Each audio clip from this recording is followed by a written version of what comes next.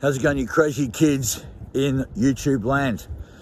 Today I want to speak specifically to those of you youngsters, who have artistic and creative ambitions, but for whatever reason are being held back because your own limiting thoughts.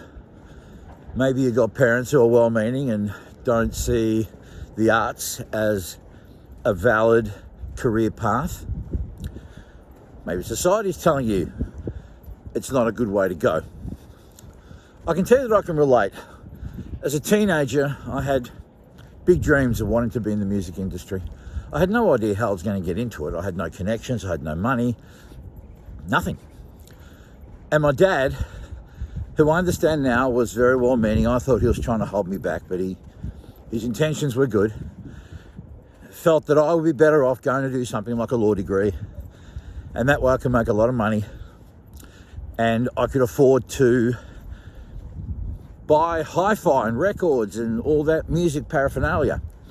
What he didn't understand is that while I was into hi-fi and records, I collected them, loved music, listening to music, I was more interested in learning what was the magic behind the records, you know, how to make great sounds and great records and mixes and stuff like that.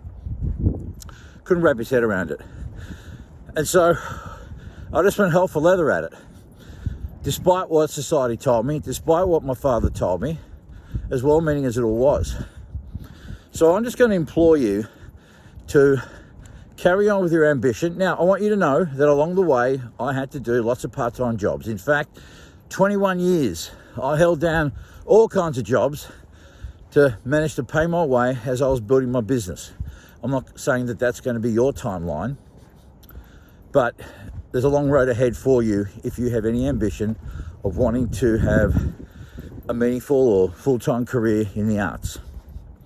So, well, I'm not the one who will ever say disrespect your parents or be a rebel and do anything like that. I mean, I did. I'm not recommending that, but what I'm recommending is that you try and have a conversation with your parents and help them understand that it's your turn at life to do your thing. And they may still might carry on and be unhappy with your decision, but ultimately it's your life. You got to live it. You got to be happy doing it. When I was 15 years of age, I remember watching people. I was working my dad's businesses as a youngster for as far back as I can recall. And I guess that's where I got my work ethic. But I remember seeing people coming in from factories absolutely downtrodden and reserved to a life of misery because they resigned themselves to the fact that they were just going to be punching a clock on and off 5 days a week, 6 days in some cases. And that was it. There was nothing else for them. I couldn't imagine anything worse. Understand that you are going to be working maybe, a third of your life, half of your waking hours, if you're really dedicated to something. And that's a mighty chunk of time.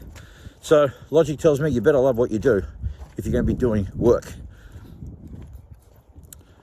I hope that you got something out of this, kids.